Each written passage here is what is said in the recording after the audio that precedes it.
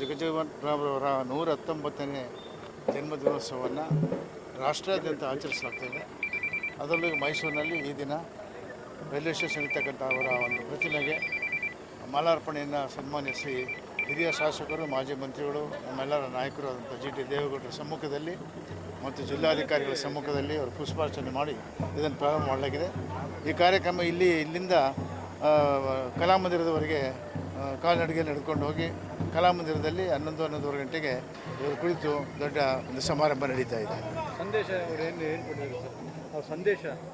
ಅವರ ಸಂದೇಶ ಇಡೀ ಜಗತ್ತಿಗೆ ಕೊಟ್ಟಿದ್ದಾರೆ. ಅವರು ಜಾತ್ಯತೀತ ರಾಷ್ಟ್ರಗಳಾಗಬೇಕು, ದಲಿತರು ವಿದ್ಯಾವಂತರಾಗಿ ಶಿಕ್ಷಣ ಕ್ಷೇತ್ರ, ಆರ್ಥಿಕ ಕ್ಷೇತ್ರ, ಸಾಮಾಜಿಕ ಕ್ಷೇತ್ರ ಇವು ಮೂರಲ್ಲೂ ಕೂಡ ದಲಿತರು ಮುಂದೆ ಬರಬೇಕು ಅಂಥೇಳಿ ಅವ್ರ ಹೋರಾಟ ಇತ್ತು.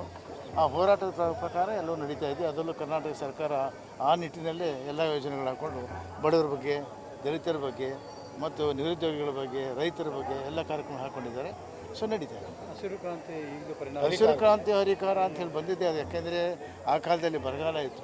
60s 70sನಲ್ಲಿ ಭಾಳ 60ರ ದಶಕದಲ್ಲಿ ಭಾಳ ಇತ್ತು.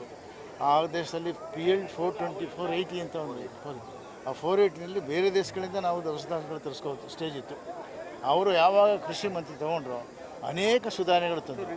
ಹೈಬ್ರಿಡ್ ಬೀಜಗಳು ಮತ್ತು ನಮ್ಮ ಕೆಮಿಕಲ್ಸು, ರಾಸಾಯನಿಕ ಸ್ಪ್ರೇಗಳು ಮತ್ತು ಹೀಗೆ ಅನೇಕ ಕಾರ್ಯಕ್ರಮಗಳನ್ನು ಮಾಡಿ ಅವರು ಕ್ರಾಂತಿನೇ ಮಾಡಿದ್ರು. ಕೃಷಿ ಕ್ರಾಂತಿ ಮಾಡಿ ಇವತ್ತಿನ ದಿವಸ ದೇಶ ಸ್ವಾವಲಂಬಿಯಾಗಿರಬೇಕಾದ್ರೆ, ಆಹಾರ ಪದ್ಧತಿಯಲ್ಲಿ ನಾವು ಸ್ವಾವಲಂಬಿಗಳಾಗಿರಬೇಕಾದ್ರೆ ಅವರು ಮೂಲ ಕಾರಣ ಅಂಥೇಳಿ ನಾನೆಲ್ಲ ಚರಿತ್ರೆಯಲ್ಲ ಇಡೀ ರಾಷ್ಟ್ರ ಮತ್ತು ಎಲ್ಲ ಸಂಶೋಧನಾ ಸಂಸ್ಥೆಗಳು ಹೇಳ್ತಾರೆ.